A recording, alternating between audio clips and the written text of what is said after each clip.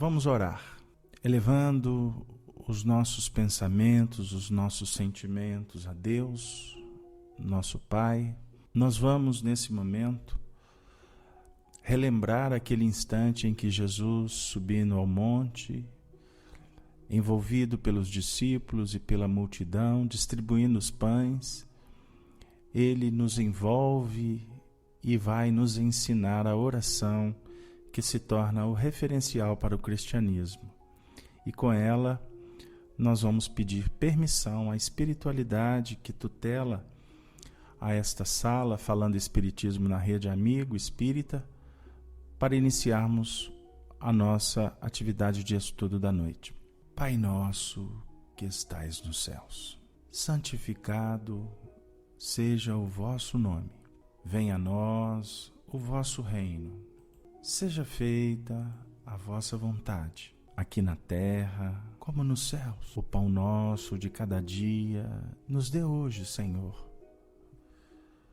Perdoa as nossas ofensas, ensinando-nos a perdoar aqueles que nos ofendem. Não nos deixes cairmos novamente nas tentações, nos engodos. Senhor, livra-nos do mal que ainda existe dentro de nós, pois o Teu é o reino da paz, o poder do amor e a excelsitude da paz que tanto almejamos. E com esta prece, rogamos ao nosso excelso amigo Jesus que esteja conosco agora e para todo sempre. E que no final da nossa atividade, que é envolvida pelas vibrações da fraternidade, possamos nos sentir revigorados, esperançosos, elucidados, fortalecidos para continuarmos no desiderato de compreender então as leis da vida para agirmos cada vez melhor, servindo sempre, pois esta é a senha que Jesus nos apresenta: servir, servir, servir sempre. Que assim seja. Bom, gente, então nós vamos, com muita alegria, retornar ao nosso estudo nessas noites carinhosas das terças-feiras com o trabalho Amor e Sabedoria de Emmanuel.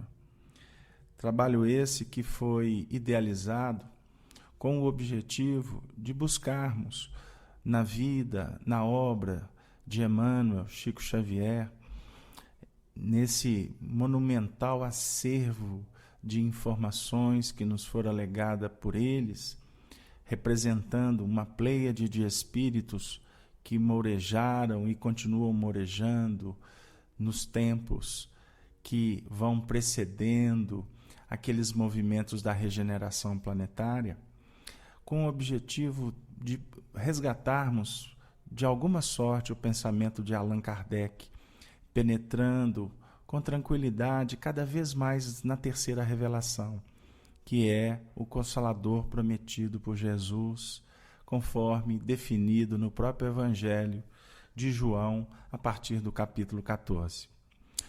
E hoje nós estamos completando o 12º encontro, trabalhando com o tema As Tarefas dos Guias Espirituais. Lembrando que o primeiro encontro nosso, nós relembramos aquele momento singular na vida de Chico Xavier, quando em 1931 se apresentou Emmanuel, o seu guia espiritual, esse grande evangelizador do Brasil, e aquele ano, quando Chico completava os seus 21 anos, portanto, inicia uma parceria que foi extremamente vitoriosa.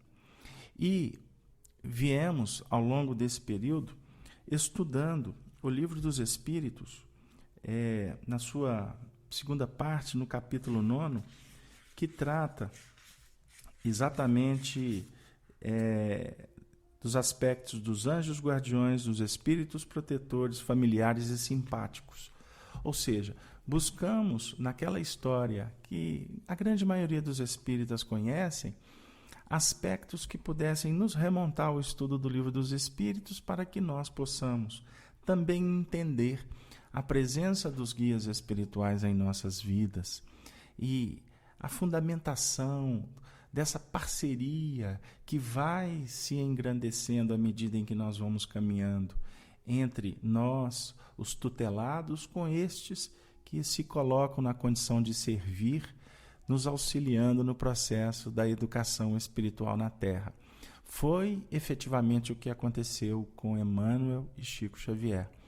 E é muito importante nós lembrarmos como que o Chico se curvou a estes ensinamentos que perduraram por toda a sua existência, ou seja, se mantendo fiel àquele casamento que foi estabelecido no plano dos homens no ano de 1931, quando Emmanuel disse para ele que era necessário que ele seguisse 3 aspectos fundamentais: da disciplina, da disciplina, da disciplina, do estudo constante à obra kardeciana e do comprometimento de viver o Evangelho de Jesus, não só nos movimentos que ele abraçara quanto doutrina espírita, mas, acima de tudo, dentro do seu desiderato de um espírito que tinha família, que tinha amigos, que tinha compromisso na área profissional, enfim, um cidadão do universo.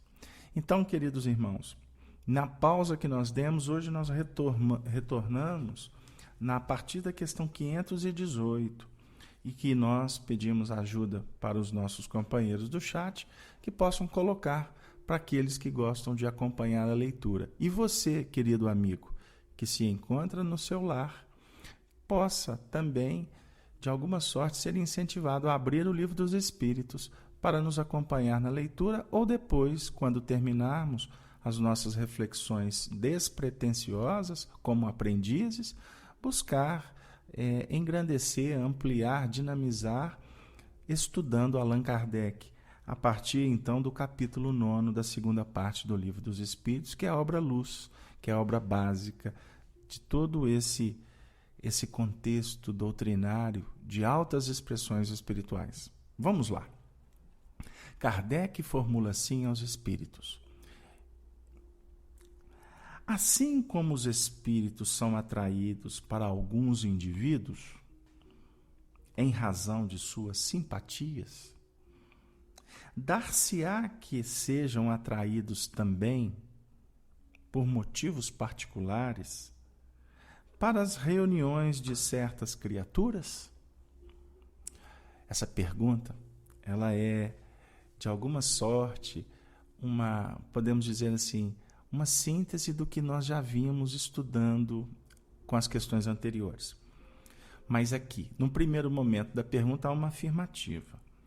Assim como os espíritos são atraídos para alguns indivíduos em razão de suas simpatias, vamos dizer que a atração entre os espíritos e os encarnados se dá, então, pelo veículo da simpatia, dos interesses, dos ideais, sejam eles nobres ou efêmeros. Mas a simpatia é efetivamente o que estabelece, vamos dizer assim, padrões interessantes das relações. Aí, no segundo momento, Kardec vai questionar. A partir disso, há atração por motivos particulares para as reuniões de certas criaturas, ou seja, se há atração em nível individual, há esse convite em nível de reuniões, de coletividade, de grupos? Os espíritos respondem: os espíritos vão, de preferência, aonde se acham os seus semelhantes. Aí ficam mais à vontade e mais seguros de que serão ouvidos. O homem atrai os espíritos em razão de suas tendências. Quer esteja só, quer faça parte de um todo coletivo, como uma sociedade, uma cidade ou um povo. Há, pois, sociedades, cidades e povos que são assistidos por espíritos mais ou menos elevados, conforme o caráter e as paixões que aí predominem. Os espíritos imperfeitos se afastam dos que os repelem. Consequentemente, o aperfeiçoamento moral das coletividades, assim como o dos indivíduos, tende a afastar os maus espíritos e atrair os bons, que estimulam e alimentam o sentimento do bem nas massas, como outros podem lhes insuflar as más paixões. Observemos que o texto, a resposta é longa, mas ela é de um valor inestimável para o nosso estudo e para a nossa vida. Então, no primeiro movimento da resposta, a afirmativa define que há questão da preferência, aonde se acham os seus semelhantes. Quer dizer, os espíritos vão preferir estarem junto daqueles que vão encontrar neles ressonância, vamos dizer assim, comprometimento, uma relação de troca. E esse processo se dá muito parecido com o nosso próprio envolvimento nas relações que estabelecemos com aqueles nossos afins. De acordo com o nosso interesse, nós procuramos aquele foco de irradiação para que haja troca, oferta, não é? E recolhimento. Interessante porque o texto vem dizer que aí eles ficam mais à vontade e mais seguros de que serão ouvidos. Quer dizer, há um interesse no intercâmbio. Nós, quanto encarnados, pela objetividade da vida, por trabalharmos bem focados nos nossos 5 sentidos, como o tato, o olfato, o paladar, a audição e a visão, nós não, na grande maioria, não estamos com clareza de espírito quanto às nossas relações com os espíritos. Porque, diga-se de passagem, nós temos compromisso em trabalhar esta objetividade na Terra. Deus impõe a reencarnação com o fim de nos fazer progredir. Então, nós temos compromissos na Terra. Como ainda somos tímidos, incipientes no trato com o mundo espiritual, não é? E por Deus não abrir as faculdades mediúnicas de uma forma tão ampla para que nós não nos desviemos dos compromissos da Terra, a grande maioria da humanidade, portanto, desconhece que os espíritos se aproximam dos encarnados e se intercambiam com eles, porque são ouvidos por eles. Isso é um ponto importante, porque a partir do momento em que nós, que estamos estudando doutrina espírita, começamos a obter essas informações, não significa que nós vamos nos desviar dessa objetividade da Terra, mas estamos sendo convidados a prestar mais atenção no que emerge na nossa mente, nos pensamentos que nos visitam, pensamentos que são gerados por nós mesmos, como pensamentos que nos chegam de fora para dentro. O que não significa que nós vamos ficar o tempo todo lutando para identificar se é nosso ou se vem dos espíritos. mas devemos, conforme a própria espiritualidade nos ensina, a partir da pergunta 459 do Livro dos Espíritos em diante, não é? 459, 460, 461, 62, que nós temos que prestar atenção na essência destes pensamentos. Porque esses pensamentos, eles vão configurar as companhias que estão ao nosso lado, por opção destes, como também as companhias que estão conosco por opção nossa. Então fica claro para nós nesse ponto que os espíritos, na sua grande maioria, sabem que são ouvidos por nós. E por isso nos sugerem pensamentos, nos envolvem em vibrações. E com isto, a partir do momento em que há, vamos dizer assim, reciprocidade no processo, que há um intercâmbio por desejo próprio do encarnado, eles se sentem seguros e por isso vão optar por aquelas ambiências, por conviver com aqueles indivíduos que mais lhes dão atenção. Eu não sei se ficou claro até agora o desenvolvimento do nosso pensamento. Nós vamos dar uma interrompida no raciocínio para ver o que está no chat. Aí nós estamos observando que o nosso companheiro, o Pink, está dizendo a necessidade de estarmos vigilantes. Sem dúvida alguma, meu irmão. E eu gostaria, inclusive, de, nesse instante, relembrar 2 pontos do Evangelho. Quando no capítulo 13 de Marcos, no versículo 33, Marcos registra assim as palavras de Jesus: olhai, vigiai e orai. Essas três ações são extremamente importantes para o nosso estudo. Os outros evangelistas registram vigiai e orai. E diga-se de passagem, nós costumamos escutar no nosso meio espiritista alguns afirmarem orai e vigiai. A equação fica equivocada se nós colocarmos o orar primeiro do que o vigiar. Porque a ideia é compreendermos o processo para buscarmos na oração um veículo luz que possa o nosso espírito, vamos dizer assim, sair daquele processo enovelador, constrangedor, que efetivamente nos aprisiona num contexto de dificuldades. Então, quando percebemos, quando surge a insegurança, as dificuldades, o receio, não é?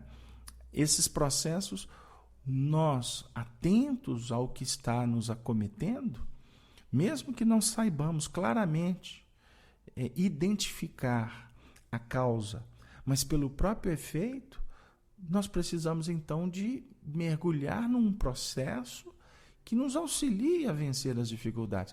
Então, quando Marcos coloca olhai, nós costumamos a dizer que o olhai no primeiro momento é a identificação, né? É observar o que está brotando da sua intimidade, para depois você vigiar. Vigiar no sentido de observar e depois começar a operar. Operar no seu sentido de conter reflexos? Não, porque o reflexo você não consegue dominar. Porque o reflexo esboça a emotividade plasma a ideia. E a ideia é que vai determinar a atitude, a palavra e a ação. Essa equação, quem nos ensina é o benfeitor desse espaço, Emmanuel, no livro Pensamento e Vida, quando ele vai falar que a mente é o espelho da alma, ela está refletindo. Então, quando chega uma informação, uma indução, algo que vem de fora, vai acionar reflexos que estão condicionados, guardados dentro da nossa intimidade. E isso acontece num processo de reação quase que instantânea, que ninguém consegue dominar.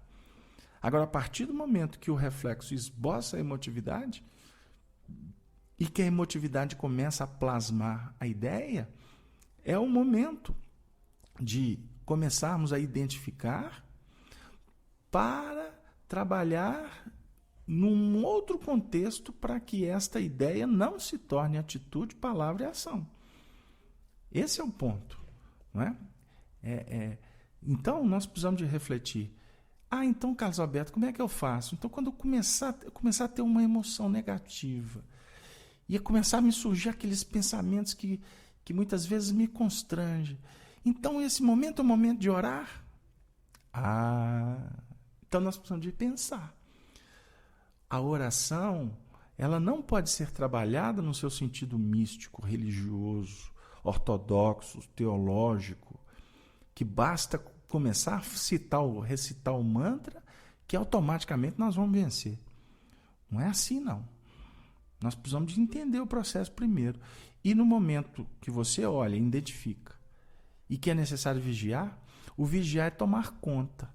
O tomar conta não é resistindo ao mal. Aí eu vou entrar numa outra equação que está no Sermão da Montanha.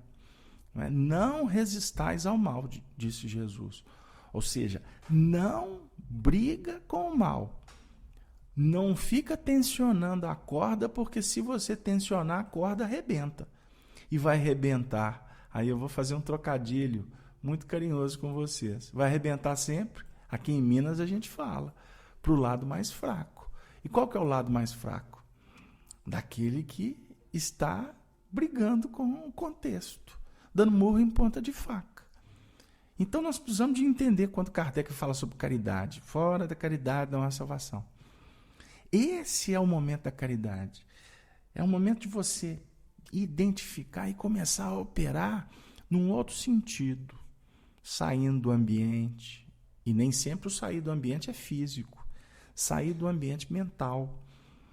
De repente, olha, se você está olhando para o chocolate está te incomodando demais, começa a olhar para a cadeira. Começa a trabalhar buscando luz, buscando, vamos dizer assim, psicologicamente, encontrar alguma fenda que possa, naquele instante, não como fuga, mas como uma ação dinâmica de te tirar daquele contexto, para que, num instante, você busque ajuda no seu sentido de aonde está meu guia espiritual. Não é para ele vir aqui e te tirar do processo, mas aonde que está essa alma bendita? Senhor Jesus, me ajude. É procurar no seu sentido de intercambiar com outras frequências vibracionais. Não é? O Arnaldo está colocando no chat. Arnaldo, muito obrigado, meu amigo. Estudar em grupo é bom por isso. O Arnaldo está dizendo assim, um bom pensamento pode anular muitos pensamentos negativos. Não tenha dúvida. Esta que é a caridade que salva, viu, gente? E olha que nós espíritas estamos achando que a caridade que salva é a beneficência. É sair distribuindo, é sair entregando e etc, etc. E a gente muitas vezes está na periferia. Embora a beneficência, o doar, o auxiliar, até materialmente, seja um dos departamentos da benevolência, como entendia Jesus, conforme a questão 886 do Livro dos Espíritos. Né? Agora, para muitos, o recurso vai ser lá fora. Vai ser vestir uma roupa, acender uma vela, vai ser recitar um mantra, acender um incenso, colocar uma música, né? Ou correr para a igreja, procurar o pastor, né? ou ir atrás do médium, do conselheiro, do guia. Cada um pode utilizar dos seus recursos. Se é valioso para ele, bem-aventurado se utilizar. Igual uma companheira, certa feita, me perguntou no centro espírita assim, ô Casalberto, eu estou gostando tanto do espiritismo, eu estou aqui há tanto tempo, mas tem uma coisa, meu filho, que eu não consigo deixar de fazer. Aí eu perguntei para ela, o que foi, minha irmã? Ela disse assim, quando o trem aperta, aqui em Minas a gente fala assim, quando o trem aperta, primeira coisa que eu faço é acender uma vela. Agora, eu fico com vergonha de contar isso aqui no centro espírita. O que você acha? Eu virei para ela e falei assim, minha irmã, se acender a vela faz bem para você, olha, se você está acendendo uma de 7, acende uma de 21. Aí ela deu uma risada, então não tem problema. Eu falei assim, minha filha, se você é feliz fazendo isso, vai ser eu que vou matar a sua esperança, a sua possibilidade? Não. Mas o que a doutrina fala disso? Eu falei assim, bom, a doutrina espírita pode nos ajudar, mas para isso a gente tem que ter paciência, nós precisamos de estudar mais, nós precisamos de conversar mais, dialogar e perceber muitas vezes que a força está dentro da gente, que nós precisamos de movimentar os recursos no nosso campo mental. É como se a gente estivesse acendendo uma vela lá fora. Mas o grande lance é acender a vela íntima, é procurar um outro nível, uma outra conexão, outras expressões de sintonia. E assim, devagarinho, a gente vai adquirindo, vamos dizer assim, certa autonomia, mais confiança. E daqui a pouco, na hora que o problema bater na tua porta, você, um simples pensamento é capaz de, vamos dizer assim, de amortecer, de driblar, de dirimir problemas que até agora para você são insolúveis, são complexos, são difíceis. Então, tudo isso nós precisamos de ter calma, ter paciência. E aí eu gostaria de aproveitar uma contribuição da nossa Celua, que está dizendo assim, metaforicamente, ao invés de tentar afastar a escuridão, pensando nela, ou lutando com as trevas, tentar acender uma luz para que a treva se dissipe, para contrapor o bem ao mal, o certo ao errado. Jesus amado, está havendo nesse momento uma verdadeira Pentecostes aí na sala, o povo está inspirado. É isso mesmo, meu irmão. Agora, eu gostaria de fazer também uma proposição para a gente refletir. Tudo que existe na Terra, em nível material, expressa treva. E que necessita de ser descoberto a partir da reflexão da luz nesse objeto. O que eu quero dizer com isso? Quando, por exemplo, o homem criou lá a primeira espaçonave e ela foi lançada para fazer uma viagem em torno do planeta, depois, posteriormente, em busca do satélite, da luz, o que faz com que enxerguemos esse objeto é uma luz que está sendo refletida no espaço, ou que está sendo irradiada no espaço. E que, ao atingir esse objeto, ela acaba refletindo esse objeto para as nossas percepções. Então, antes de existir a luz, a treva, ela efetivamente, vamos dizer assim, era o grande vazio que precisava de ser preenchido, ou que precisava de ser descoberto. Aí eu gostaria de fazer um paralelo sem filosofar demais. Os egípcios, os avatares lá de trás, e principalmente Moisés, colocaram no Antigo Testamento. E disse Deus, haja luz, e a luz foi feita. Porque antes de Deus dizer, faça-se a luz, a terra era sem forma, era treva, era vazia. A partir do momento em que há uma expressão da criação, automaticamente o que é treva, o que é vazio, o que é sem forma, começa a tomar forma, começa a aparecer aqueles elementos que habitavam naquele contexto. E com isso, há um preenchimento de vazio. O que eu quero dizer com isso? O que muitas vezes para nós é treva, para aqueles que estão numa instância superior, na realidade é um campo para ser descoberto, para ser operacionalizado. Então bate o problema na nossa porta. Nós muitas vezes nos descuidamos da nossa posição como filhos, que fomos criados para espargir luz, para brilhar a própria luz. no seu sentido de captar a luz que vem de Deus e fazer com que ela realmente tenha uma dinâmica operacional. Porque Deus não faz, Deus cria. Quem faz é o homem. Então, se a treva, a doença, a dificuldade apareceu, na realidade é que o Senhor está dizendo, agora é contigo. Vá lá, brilhe a tua luz. Por isso é que Jesus disse assim, andai enquanto tendes luz, para que a luz que há em ti não se torne ou não sejais treva. Então nós precisamos de entender a nossa performance psíquica, mental, espiritual e cuidarmos para que ela não efetivamente nos desvie da oportunidade de operar. Então antes nós éramos servos, nós fomos criados servos, fala Paulo de Tarso. Servos do pecado porque não conhecíamos. Isso ele define em Romanos. A partir do momento em que nós começamos a compreender, nós vamos efetivamente viver um processo que necessitamos do amor de Deus e por isso, através da sensibilização, através dessa interação nossa com o divino, nós deixamos aquela condição de servos para sermos filhos. O servo, antes, num primeiro momento, ele recebe determinação. O filho, efetivamente, ele não estará mais num contexto da determinação, porque ele está num processo de misericórdia. Aí ele começa a ser herdeiro, ele vai começar a administrar o que o Senhor vai lhe concedendo.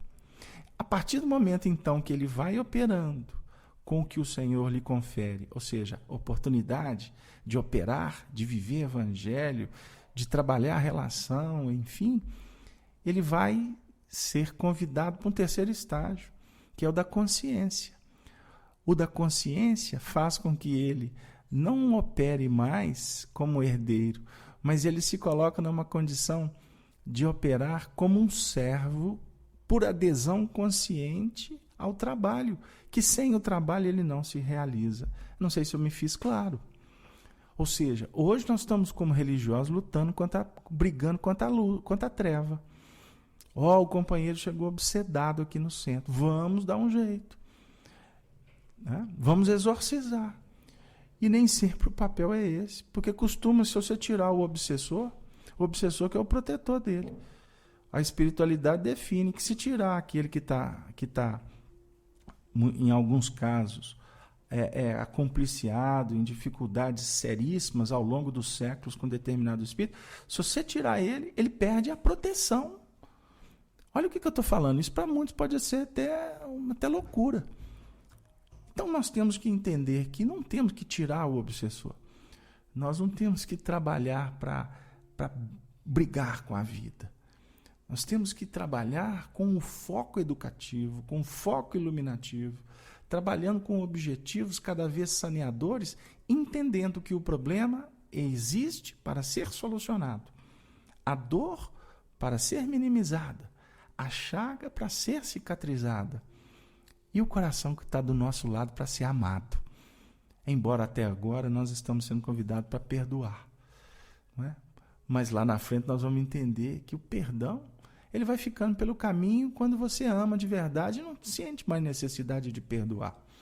Não sei se me fiz claro, porque o assunto, eu até peço ajuda para vocês, porque vou pedir a contribuição do Brás, que está caladinho aí, e os demais companheiros que possam nos ajudar, porque o assunto não é fácil. Vamos continuar. Então, os espíritos, agora vamos definir aqui essa segunda parte da resposta. Quando vem falar das sociedades, né?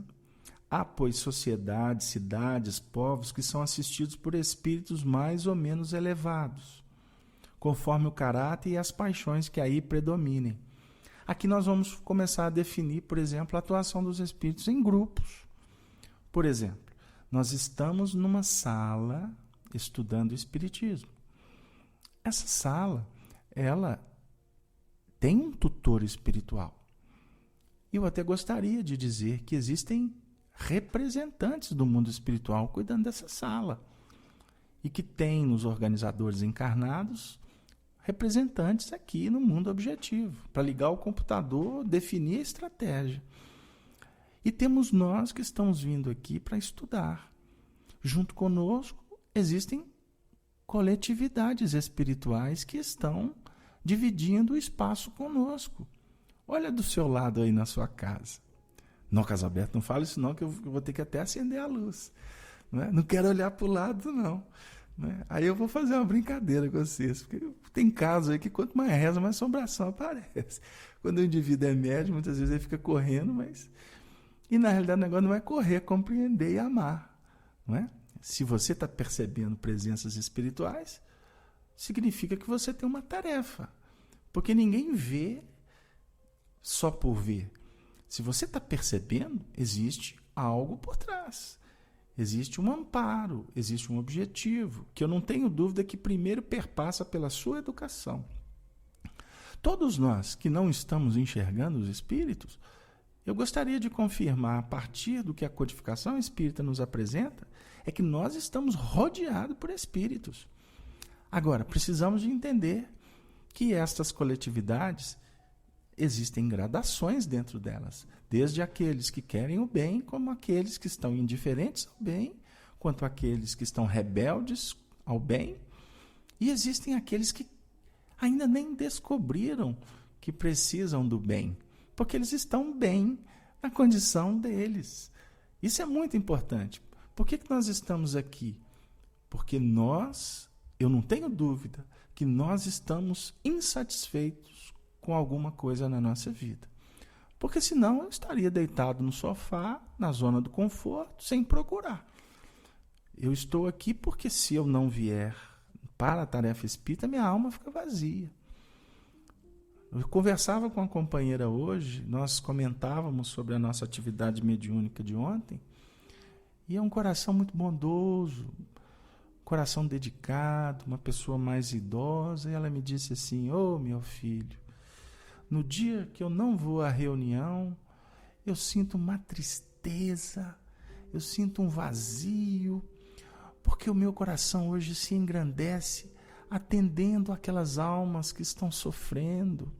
Porque eu também sofro, mas quando lá estou, eu sinto como que, de alguma forma, o Senhor está me ajudando, o trabalho está me renovando, e revigorado eu encaro a vida de uma outra maneira, mais consolidada, mais firme, no que efetivamente o Senhor propõe para o meu crescimento."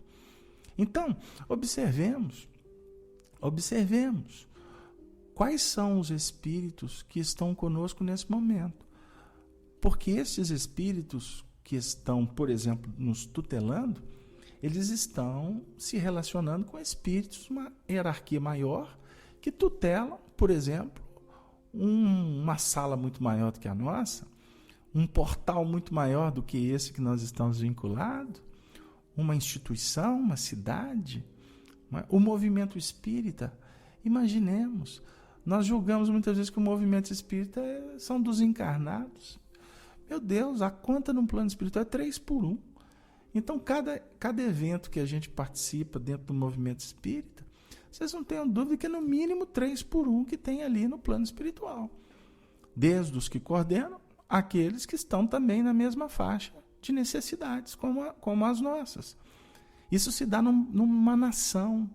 Ismael é o mentor espiritual do Brasil. Nos foi revelado por médiuns autênticos, seguros, honestos, confiáveis. Então, muitas vezes eu brinco dizendo: olha, tem causa que eu vou bater na porta de Ismael. Aí o pessoal brinca: no Casalberto, mas você está indo no chefe? Eu falo: mas tem casos, que isso é uma forma didática de estar só elucidando, né? Tem casos que a gente tem que pedir para Jesus. Tem casos que a gente apela lá para Maria Santíssima, porque precisa de muita sensibilização. Isso é didático. Porque tem caso que você vai bater na porta do Zé Grosso, tem caso que você vai bater na porta... Vocês estão entendendo? Da mesma forma, eu preciso de resolver um processo meu numa repartição, eu vou naquela repartição.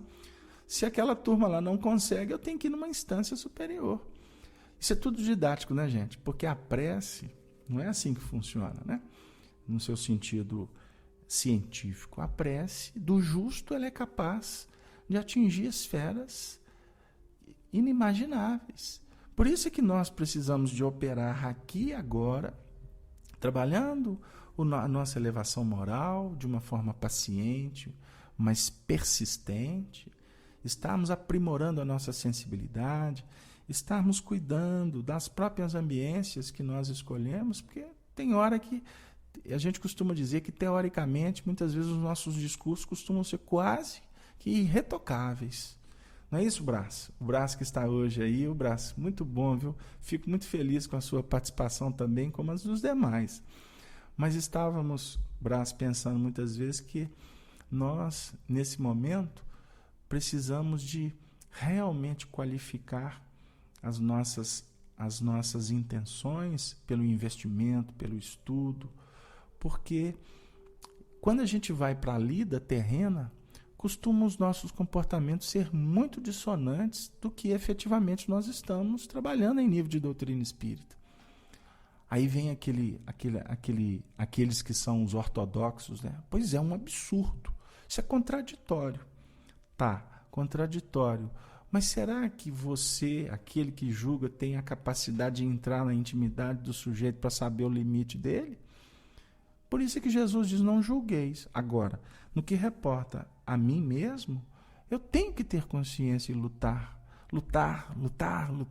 sempre contra as minhas imperfeições, sabendo que o grande lance dessa luta é operar no bem. Por isso é que eu não posso abrir mão da tarefa, porque quanto mais abrir mão da tarefa, mais estarei sujeito às quedas, porque volta, emerge o passado que grita dentro de nós e que ele vai encontrar espaço para se manifestar na nossa família, no nosso trabalho, no grupo afim da sociedade.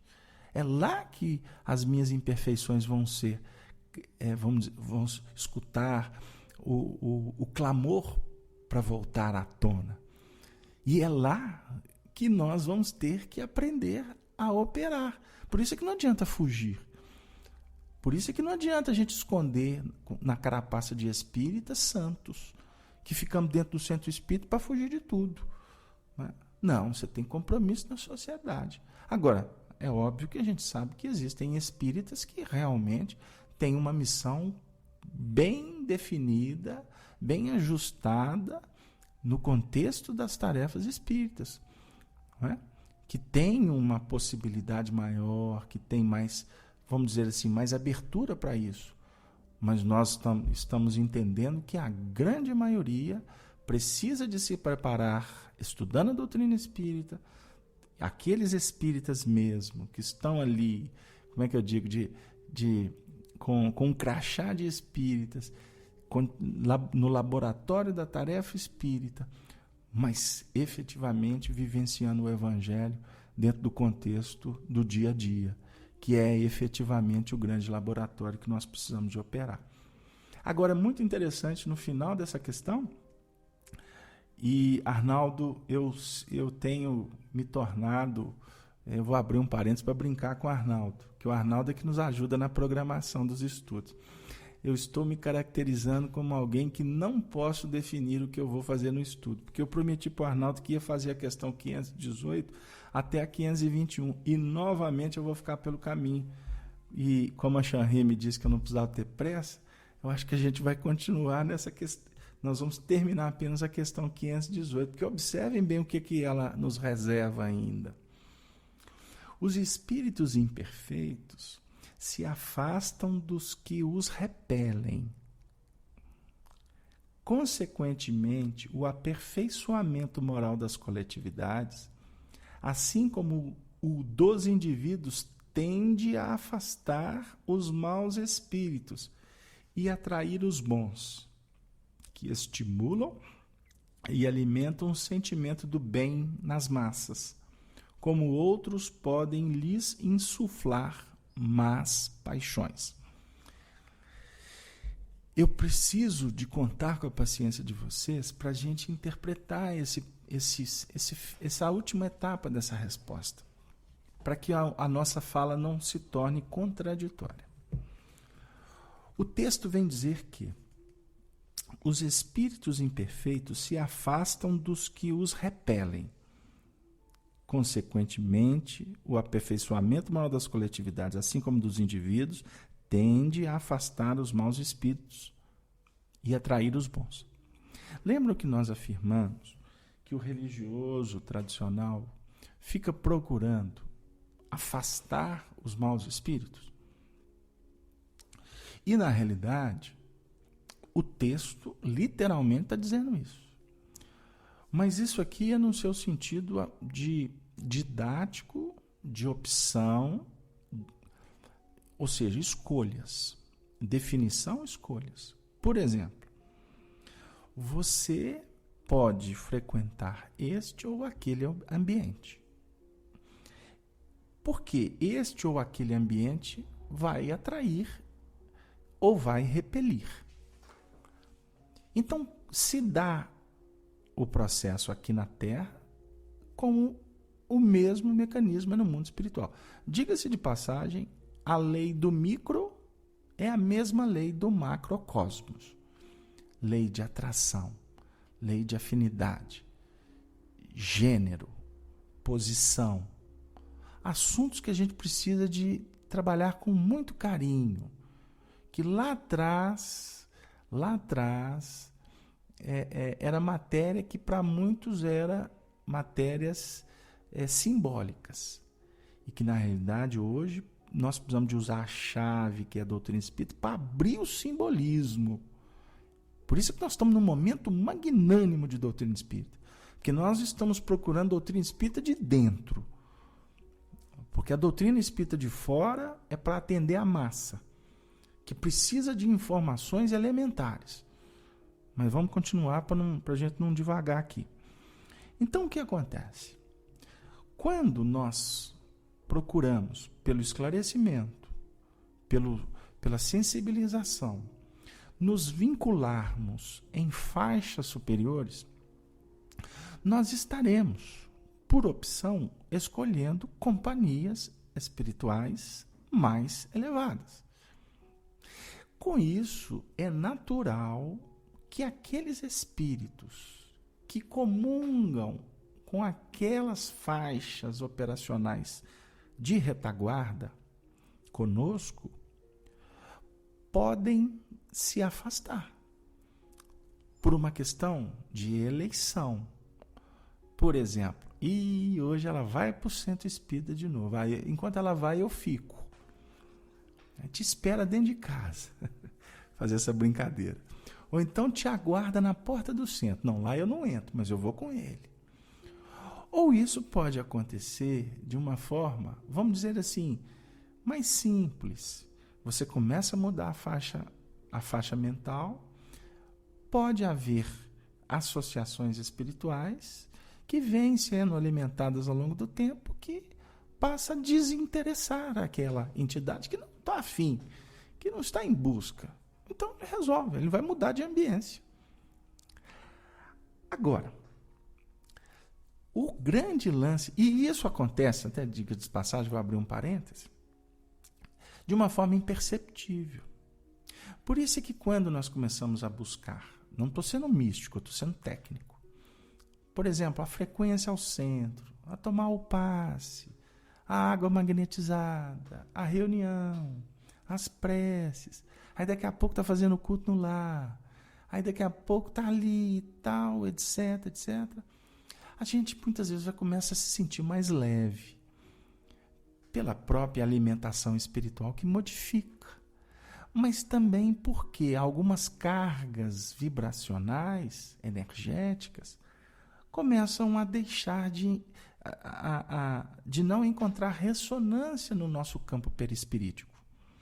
Então, com isso, é natural que o indivíduo comece a se sentir, vamos dizer assim, mais harmonizado. Até a sua faixa mental, o seu nível de raciocínio, começa a ter uma outra dinâmica. Ele começa a buscar mais leituras, ele vai exercitar mais a memória, ele vai começar a respirar, vamos dizer assim, um outro oxigênio mais puro. Então, isto tem repercussões e o texto do Livro dos Espíritos é claro. O que nós, em sã consciência, com um pouquinho de tempo de estudo, aonde estamos buscando entender o processo espiritual, principalmente que envolve a nós mesmos, o grande lance é começar a pensar que nossa melhora pode produzir melhora no outro. Então, ao invés de eu pensar em sair, em deixar, em abandonar, em cortar, para me entrar em outras frequências, o grande lance é começar a pensar em primeiro aderir ao novo projeto, para que os projetos anteriores comecem a tomar outra dinâmica. E a gente comece, vamos dizer assim, a ter outras responsabilidades, inclusive de atendimento a estes que hoje muitos de nós estamos buscando expulsar. Porque, diga-se de passagem, amigos, muitos desses espíritos ainda inferiores, por ignorar ou por estar recalcitrantes às possibilidades de mudança, eles se afinizam conosco por alguns casos, por vinculações que se arrastam no tempo e no espaço. Alguns foram filhos, maridos, amantes, esposas, podem ter sido pais. Hoje estão com outras configurações, talvez até de perseguição, porque de alguma forma nós os prejudicamos. Então, quando nós começamos a trabalhar procurando entender o Evangelho com mais calma e paciência, nós podemos aqui fazer até uma alusão ao capítulo 10º de João, quando Jesus se intitula a porta. Eu sou a porta das ovelhas. Aqueles que entrarem sairão e encontrarão pastagens. Olha que interessante. Então Jesus está dizendo que primeiro você tem que entrar. Ou seja, primeiro você adere a um projeto melhor. Você procure qualificar a sua vida. Porque a partir do momento que você entrar pela porta, que diga-se de passagem é estreita, porque a porta de Jesus não é larga. A porta com Jesus é porta de trabalho, de esforço, de suor, de lágrimas, de comprometimento, de dedicação. Lealdade. Lealdade é o termo que me chega agora de uma forma muito voluntariosa.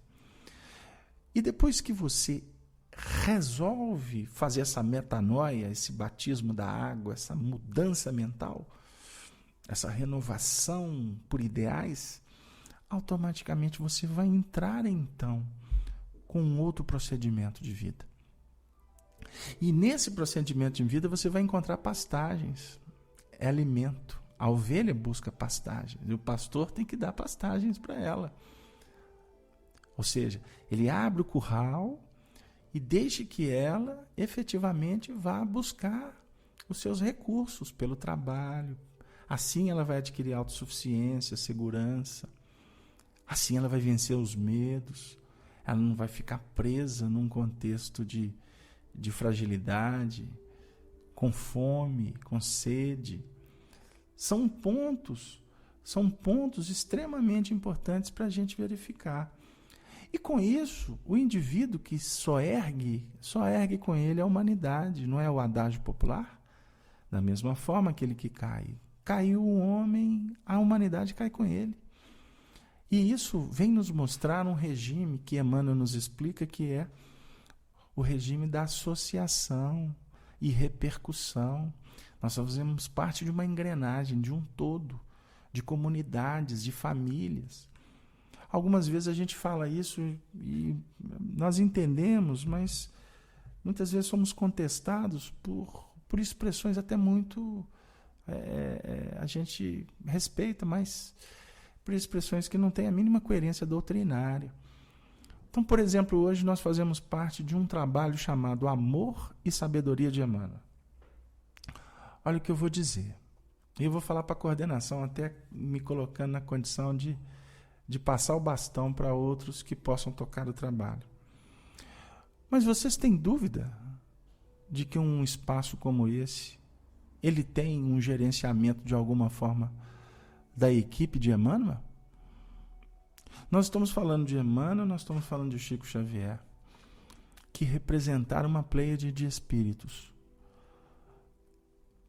Nós temos dúvida de que, de alguma forma, esse trabalho repercute ou atrai ou tem um respaldo, como queira, de um número que a gente não pode mensurar de espíritos que estão compromissados com esse projeto? Então não é ousadia da nossa parte afirmar isso. Porque, diga-se de passagem, nós não estamos colocando na galeria dos top de linha, como a gente fala aqui na Terra, né? Ninguém está te dizendo aqui que é o cara. Porque o cara é o Roberto, né? Vou fazer uma brincadeira com vocês. Né? O cara, ou os caras, ou os abalizados, são os espíritos que tutelam o movimento de evangelização do nosso orbe. E que tem no Brasil aqui um número incalculável de entidades encarnadas que se comprometeram com esse projeto do mundo espiritual. Como um número incontável já retornou para o mundo espiritual e estão se preparando para voltar. O problema é quando a gente começa a falar que eles voltaram. Aí a gente começa a dar data, aí a gente começa a dizer onde. Aí começa a especulação que não leva ninguém a lugar nenhum e não tem lógica doutrinária nenhuma. Nenhuma. Basta pensar. Basta a gente treinar o pensamento. Porque eu gosto de lembrar algumas frases do Arnaldo Rocha, quando dizia que o espírita tem preguiça de pensar. O espírita tem, muitas vezes, uma dedicação para pesquisar, para combater. Agora, para refletir sobre conteúdos eminentemente doutrinários, Allan Kardec fica esquecido. Então, nós fazemos parte de uma comunidade muito grande. Então, eu estou dizendo aqui que nós fazemos parte de uma família. Uma família espiritual. Então, quando a Shanri vai fazer uma leitura de Meimei no início da atividade, por que ela está fazendo uma leitura da Meimei?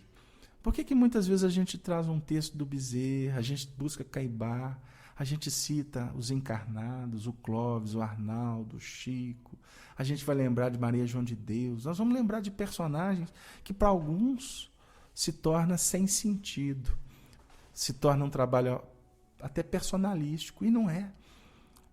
Longe disso, pelo contrário. Porque, diga-se de passagem, aqui nós não incensamos ninguém. Porque quem incensa está deixando de buscar a sua própria iluminação, está perdendo tempo. Porque os espíritos que já caminharam mais, eles não precisam disso. Conforme Emmanuel fala, quando ele vai escrever a história de Paulo de Tarso, no livro Paulo e Estevão, que ele não tinha objetivo de prestar homenagem nenhuma a Paulo, porque Paulo não precisa de homenagens mesquinhas humanas. Meu Deus, a gente lê muitas vezes Emmanuel e não presta atenção. Porque nós mesmos ficamos prestando mesquinhas homenagens. E na realidade nós precisamos de abraçar uns aos outros e nos estimularmos. Por quê? Lívia.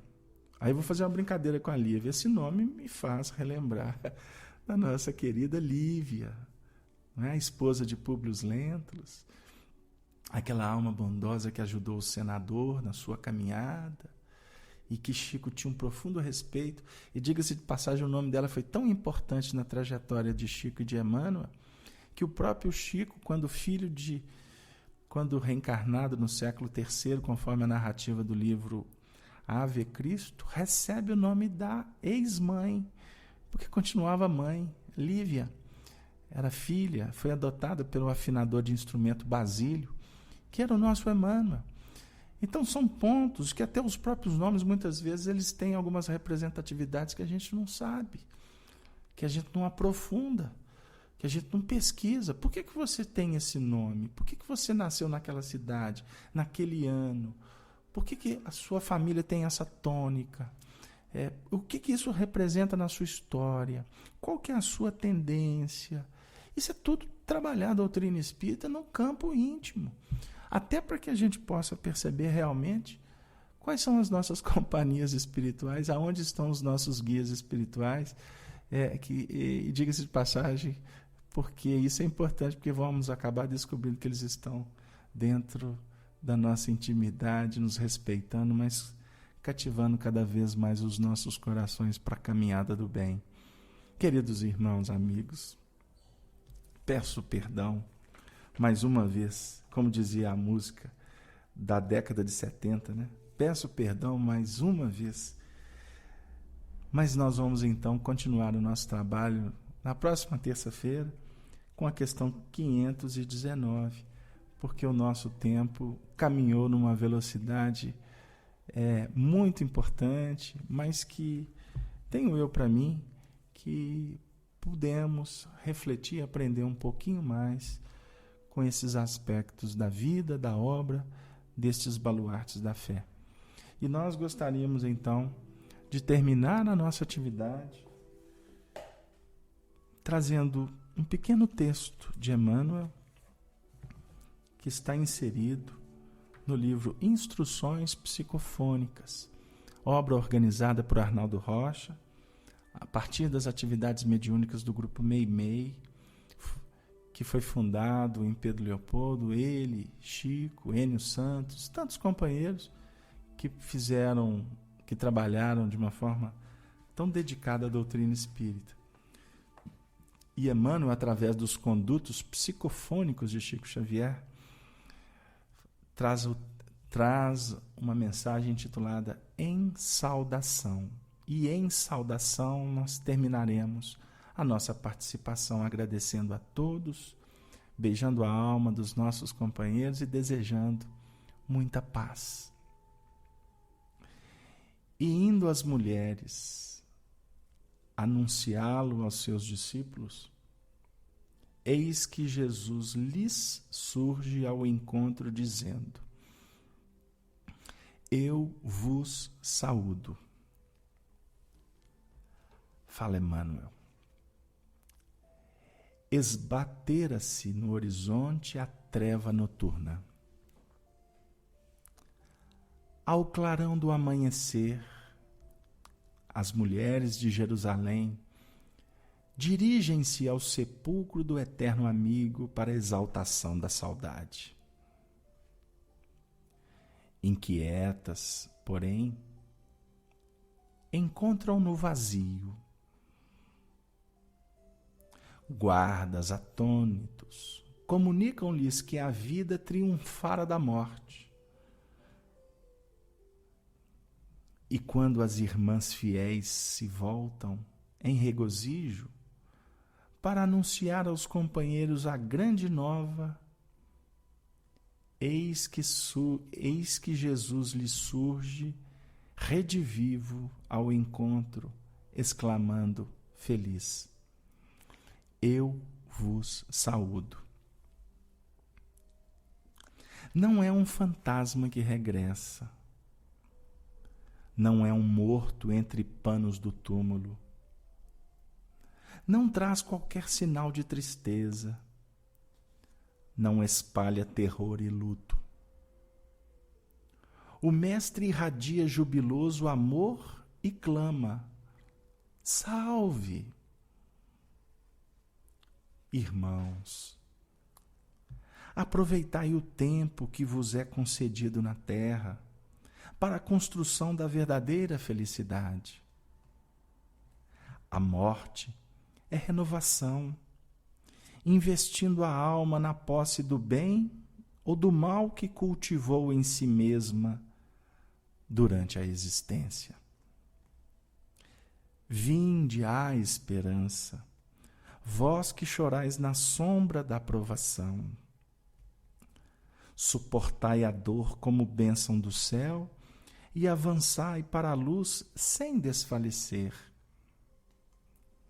Além da cinza que o túmulo espalha sobre os sonhos da carne, a alma que amou e elevou-se renasce plena de alegria na vida eterna. Qual esplendoroso sol, fulgurando além da noite.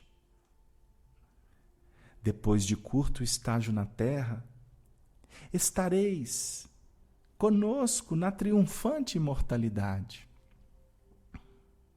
Ajudai-vos uns aos outros, educai-vos aprendendo e servindo, e, buscando a inspiração de Jesus para a nossa luta de cada dia, roguemos a Deus, nos abençoe.